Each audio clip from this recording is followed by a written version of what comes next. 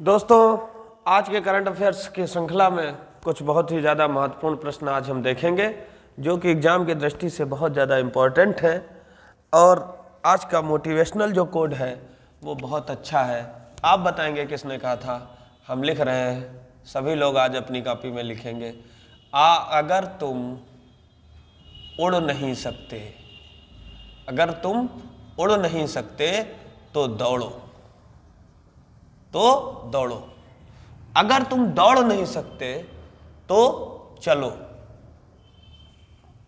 और अगर तुम चल भी नहीं सकते तो दोस्त तुम रेंगो, लेकिन बैठो मत, बैठो मत। ये बात मेरी याद रखना, कुछ न कुछ करते रहो, मंजिल तुम्हें मिल ही जाएगी। भटकते भटकते गुमराह तो वो है जो घर से निकले ही नहीं। आज 12 प्रश्न लाए हैं, बहुत कुछ महत्वपूर्ण जानकारी है, कुछ बहुत ज़्यादा महत्वपूर्ण प्रश्न हैं। आप लोग नोट करते हैं, बहुत अच्छा लगता है, कॉपी पर निकाल लीजिए। पहला क्वेश्चन नोट करिए, किसने लगातार तीसरी बार नेत्रहीन T20 विश्व कप जीता है? एक बार फिर से सुनिए, किसने लगातार तीसरी बार नेत्रहीन T20 क्रिकेट विश्व कप जीता है? यह है अपना देश भारत। भारत ने बांग्लादेश को 120 रनों से हराकर 120 रनों से हराकर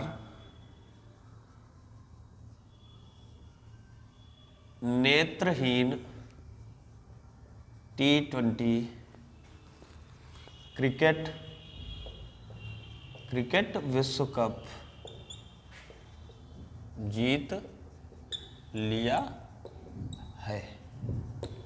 पहले क्वेश्चन का आंसर हो गया, भारत ने बांग्लादेश को 120 रनों से हराकर नेत्रहीन T20 क्रिकेट विश्व कप जीत लिया है। अभी हम और भी अच्छे अच्छे प्रश्नों की बात करेंगे 2012, 2017 में और ये 2022। 2012 महत्वपूर्ण जानकारी थोड़ी सी और ले लीजिए, 2012, 2017 और ये तीनों T20 विश्व कप। लेकिन ये विश्व कप वाला नहीं है, ये नेत्रहीनों का है। विश्व कप की मेजबानी भारत ने की। और एक बहुत महत्वपूर्ण प्रश्न भी आपको बताएंगे, यकीन मानिए इतनी अच्छी अच्छी जानकारी है भाई, पूरा वीडियो देखना हो तो देखिए, न देखना हो तो कोई बात नहीं। अगर किसी का मैसेज आ जाए, किसी का जरूरी फोन आ जाए, कहीं जाना हो, सोना हो, खाना पीना हो, तो ये 2-4 प्रश्न देखने से कोई फायदा नहीं है। एक मुहावरा है, उसका अर्थ भी बताएंगे आप लोग। एक मुहावरा है हिंदी का, अधजल गगरी छलकत जाए। तो भैया आधा अधूरा ज्ञान बहुत खतरनाक होता है, इस मुहावरे का अर्थ बताएंगे आप लोग, ठीक है भैया। 2012, 2017 तीनों T20 विश्व कप की मेजबानी भारत ने की। और जो अगली बात है वो बहुत महत्वपूर्ण है, 6 से 17 दिसंबर तक यह विश्व कप खेला गया। और एक महत्वपूर्ण जानकारी बात यह है कि चौथा विश्व कप, चौथा नेत्रहीन, अरे 14 लिख गया है, तभी आप लोग परेशान हो रहे हैं, बता रहे हैं। चौथा नेत्रहीन क्रिकेट विश्व कप, चौथा नेत्रहीन क्रिकेट विश्व कप कहाँ खेला जाएगा भैया? खेला जाएगा। ये इतनी जानकारी है, चाहे तो आप आंसर लिख लें, चाहे तो ये भी 2-3 बातें हैं, इनको भी आप नोट करके सीख सकते हैं। ठंडक बढ़ गई है, बढ़िया से ध्यान रखें अपना,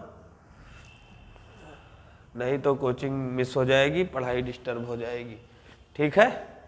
इस बार बहुत चैलेंजिंग कंपटीशन है सैटरडे के टेस्ट का। सैटरडे टेस्ट में कई लोग अपना नाम दे चुके हैं फर्स्ट आने में, जैसे चंद्र प्रकाश जी तो हैं ही, चंद्र प्रकाश जी हैं, और इसके बाद इनके मित्र सूरज जी हैं, ये हैं वो गए रेस में, और किसने कहा था, निदा खान जी हैं। ये सब लोग मतलब पहले से ही डिक्लेयर कर चुके हैं सर इस बार के फर्स्ट हम ही हैं। तो आप लोग भी जरूर देखिएगा सैटरडे को कौन फर्स्ट आया है।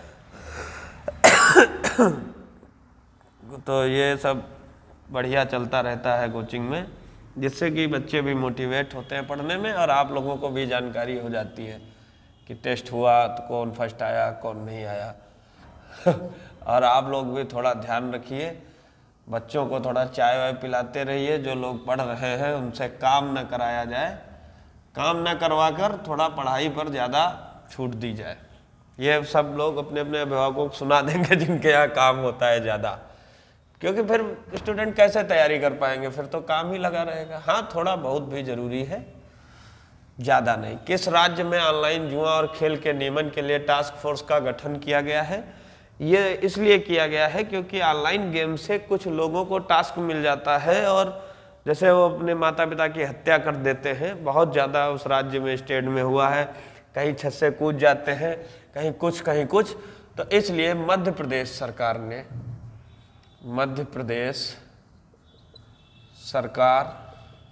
ने ऑनलाइन और खेल के नियमन के लिए टास्क फोर्स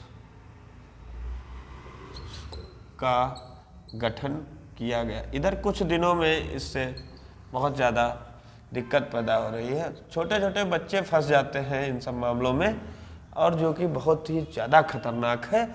यहाँ के सीएम की बात करते हैं, अभी कुछ दिन में एक और टेस्ट होगा, उसकी भी तैयारी आप लोग करते रहेंगे। सीएम जो है वो है भैया शिवराज चौहान। राज्यपाल आप बता देंगे, और कम से कम वही 7-8 विद्यार्थी हैं जो इसका आंसर देते रहते हैं, और जो लोग पूरा बताते हैं सूरज चंद्र प्रकाश ये लोग पूरा बताएंगे लोकसभा सीट कितनी है, राज्यसभा सीट कितनी है, विधानसभा सीट कितनी है, इसके भी प्रश्न देंगे आंसर में। हर घर जल प्रमाणित पहला जिला कौन बना है? हर घर जल प्रमाणित पहला जिला बुरहानपुर बना है। ये भी याद रखेंगे। मध्य प्रदेश में नर्मदा नदी की लंबाई कितनी है? हम पढ़ा चुके हैं हम पिछले वीडियो में, अगर कोई इच्छुक हो तो वो बताए। पीएम मोदी द्वारा किस राज्य में भारतीय प्रबंधन संस्थान के नए परिसर का उद्घाटन किया गया है? क्वेश्चन नोट करते रहिए, ऐसे ही बिल्कुल जैसे हम सामने आपके पढ़ाते हैं। पीएम मोदी ने आज, दोस्तों हो सकता है ब्लरिंग आ जाए थोड़ी सी, लेकिन आएगी नहीं। पीएम मोदी ने किस राज्य में भारतीय प्रबंधन संस्थान के नए परिसर का उद्घाटन किया है? मेघालय राज्य में, और शिलोंग के पास। ठीक है, नए परिसर का उद्घाटन किया है। और महिलाओं की स्थिति पर संयुक्त राष्ट्र आयोग से किस देश को निष्कासित कर दिया गया है? इस देश का कार्यकाल 2026 तक था, लेकिन कुछ महिलाओं की स्थिति पर ऐसे मुद्दे उठे कुछ कि संयुक्त राष्ट्र आयोग से निष्कासित कर दिया गया। ऐसा कौन सा देश है? ईरान देश है जिसे संयुक्त राष्ट्र आयोग से निष्कासित कर दिया गया। ऐसा कौन सा देश है? ईरान। 7वें इंडिया वाटर इम्पैक्ट समिट 2022 का आयोजन कहाँ किया गया है? 7वें इंडिया वाटर इम्पैक्ट समिट 2022 का आयोजन कहाँ किया गया है? तो इसको अभी हम बताएंगे। ये किया गया है भैया नई दिल्ली में। नई दिल्ली में 7वें, आप ये वाला पॉइंट लिखा करिए।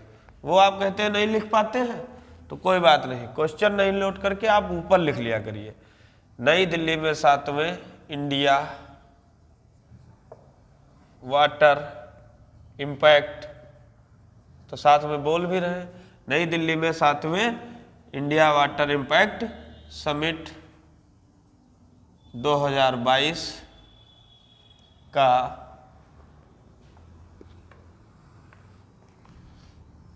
आयोजन किया गया। अच्छा, इसका उद्देश्य भी लिखवा देते हैं। इसका उद्देश्य है कि जो छोटी छोटी नदियां हैं उनका जीर्णोद्धार कराना है, वो विलुप्त ना हो जाए। छोटी छोटी नदियों का जीर्णोद्धार करना, ये इसका उद्देश्य है। MU स्मॉल फाइनेंस बैंक और किसने बैंक इंश्योरेंस टाई अप की घोषणा की? ये MU स्मॉल बैंक जो है फाइनेंस बैंक है और इसने अपने जो बीमा पॉलिसीज हैं वो किस इंश्योरेंस के साथ टाई अप की घोषणा की है? तो ये हम बताते हैं आपको। 6 नंबर का आंसर है भैया HDFC life insurance company, insurance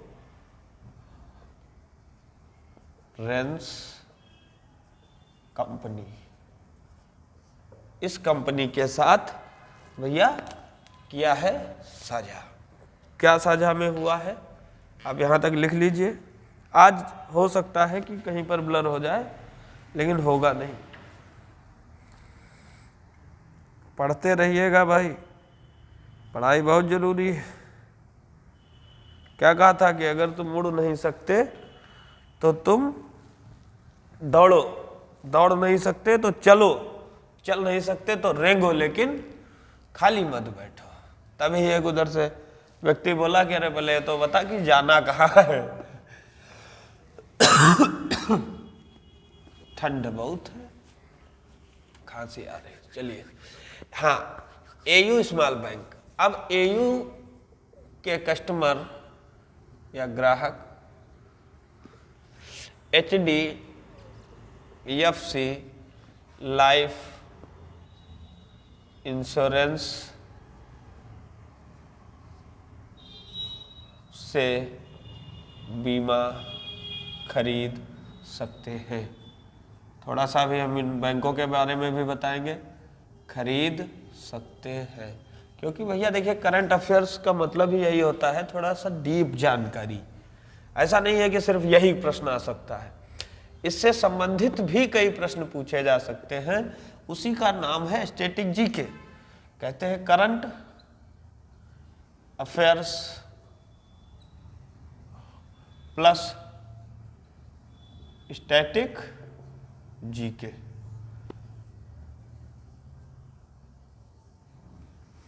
बस इसी का नाम है। अब देखिए, भारत का सबसे बड़ा लघु वित्त बैंक है AU। क्या है? भारत का सबसे बड़ा लघु वित्त बैंक है। 19 अप्रैल 2017 से 19 अप्रैल 2017 से इसका परिचालन शुरू हुआ। बताइए कितनी महत्वपूर्ण जानकारी है। एयू के ग्राहक एचडीएफसी लाइफ इंश्योरेंस से बीमा खरीद सकते हैं और भारत का सबसे बड़ा लघु वित्त बैंक है। 19 अप्रैल 2017 से इसका परिचालन शुरू हुआ। और इसका मुख्यालय कहाँ है? इसका मुख्यालय कहाँ है?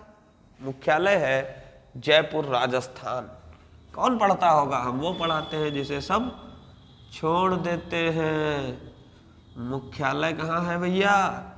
जयपुर, राजस्थान। ये सब नहीं पढ़ाता कोई, और ये सब सिर्फ हम ही पढ़ाते हैं। अपने सब भाई लोग पढ़ रहे हैं, इनको सिर्फ स्पेशल हम ही पढ़ाते हैं।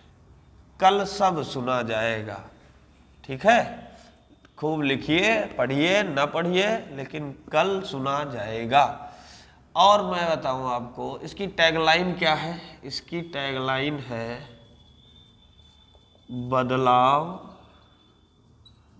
हमसे है। ये इसकी टैगलाइन है। और अब आपको हम बताएं एचडीएफसी लाइफ इंश्योरेंस कंपनी की शुरुआत कब हुई थी। एचडीएफसी लाइफ इंश्योरेंस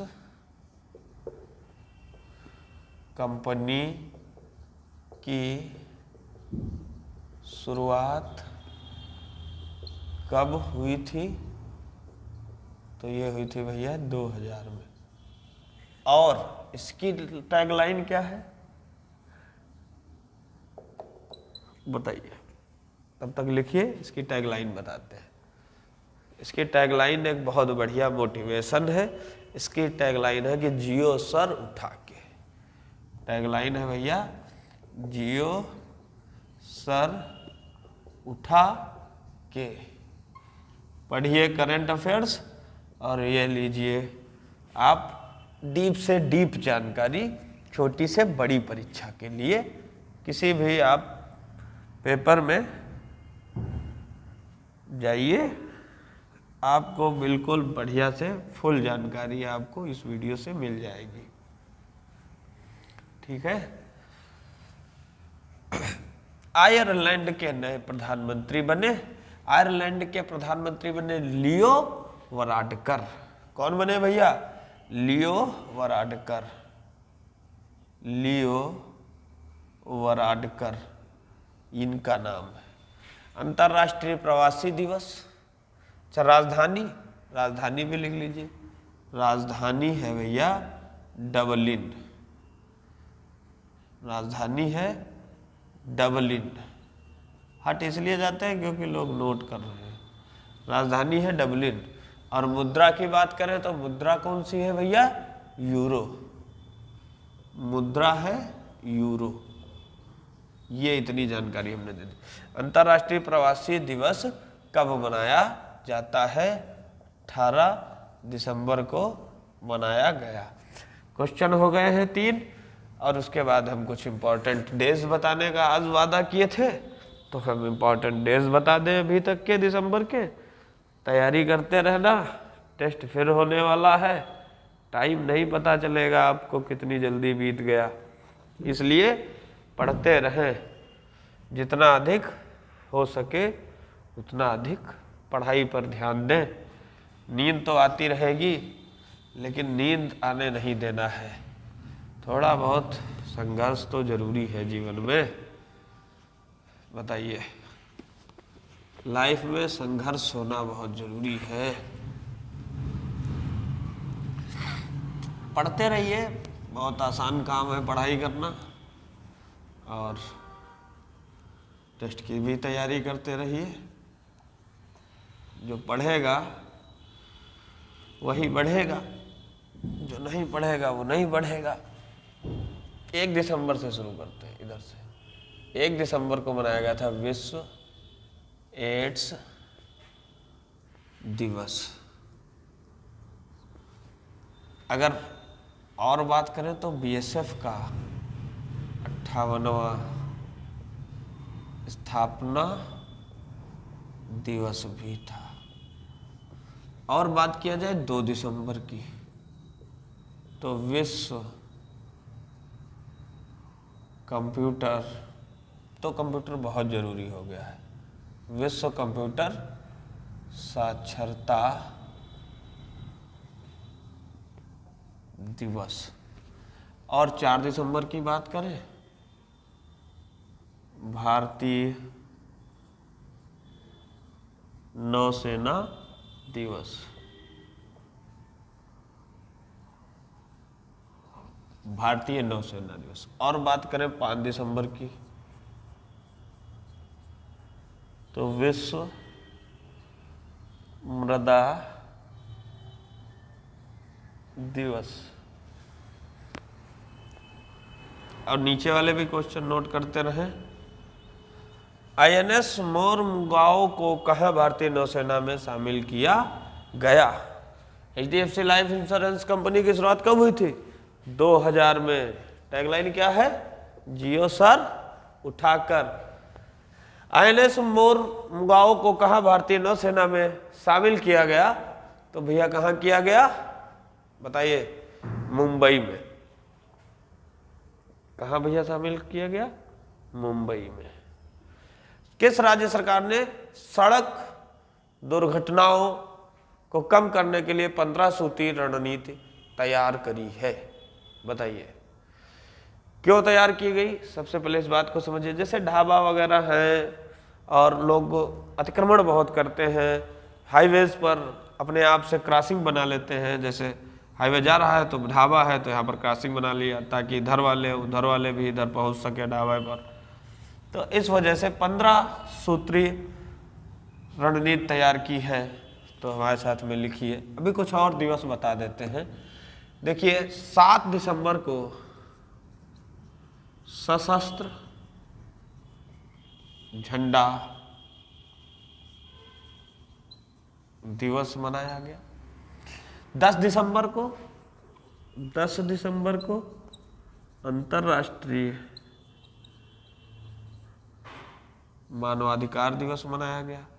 अंतर्राष्ट्रीय मानवाधिकार दिवस मनाया गया। कब मनाया गया? 10 दिसंबर को। ये क्वेश्चन आपका हो गया।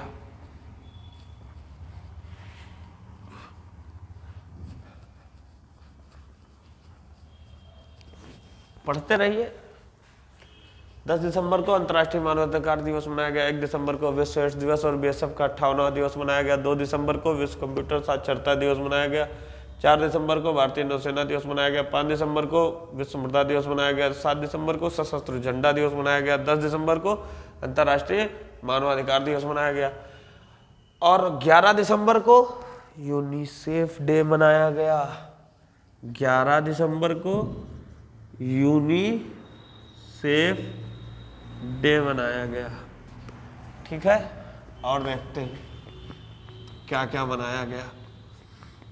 14 दिसंबर को राष्ट्रीय ऊर्जा संरक्षण दिवस मनाया गया। 14 दिसंबर को राष्ट्रीय ऊर्जा संरक्षण दिवस मनाया गया। शायद ना आ रहा हो, पता नहीं। दिवस मनाया गया। 16 दिसंबर को भैया आपको बताई थे पूरी कहानी। क्या मनाया गया? विजय दिवस मनाया गया। किस लिए मनाया गया आप जानते हैं? 16 दिसंबर 1971। किस देश की राजधानी ने 2025 के बाद बनने वाले नए घरों के लिए सोलर पैनल को अनिवार्य कर दिया है? इसका क्वेश्चन नहीं बताया। किस राज्य सरकार ने सड़क दुर्घटनाओं को कम करने के लिए 15 सूत्री रणनीति तैयार की है? हरियाणा सरकार। हरियाणा सरकार ने तय की है। हरियाणा सरकार ने। 10 नंबर क्वेश्चन का आंसर। CM कौन है? हरियाणा के CM। हरियाणा के CM कौन है? मनोहर लाल खट्टर। मनोहर लाल खट्टर। अगर हम राज्यपाल की बात करें तो राज्यपाल कौन है? राज्यपाल है बंडारू दत्तात्रेय, ये है भैया राज्यपाल। ठीक है। किस देश की राजधानी ने 2025 के बाद बनने वाले नए घरों के लिए सोलर पैनल को अनिवार्य बनाया है? किस देश की राजधानी है बताएंगे? 11 नंबर क्वेश्चन का आंसर जापान। जापान ऐसा देश है। किस राज्य सरकार ने सिंगापुर के साथ एमओयू पर हस्ताक्षर किए? ये क्वेश्चन मोस्ट इम्पॉर्टेंट है आने वाली परीक्षा के लिए। क्यों? क्योंकि वो राज्य है हमारा उत्तर प्रदेश। यहाँ तक करंट अफेयर्स आपको हमने पढ़ा दिया है और आज के लिए बस इतना ही। फिर हम कल मिलेंगे, कल के वीडियो में कुछ नई घटनाओं के साथ, नई जानकारी के साथ। तब तक आप लोग जो पिछला पढ़े हैं उसको रिवाइज करते रहें। उसको रिवाइज करना बहुत ही ज़रूरी है।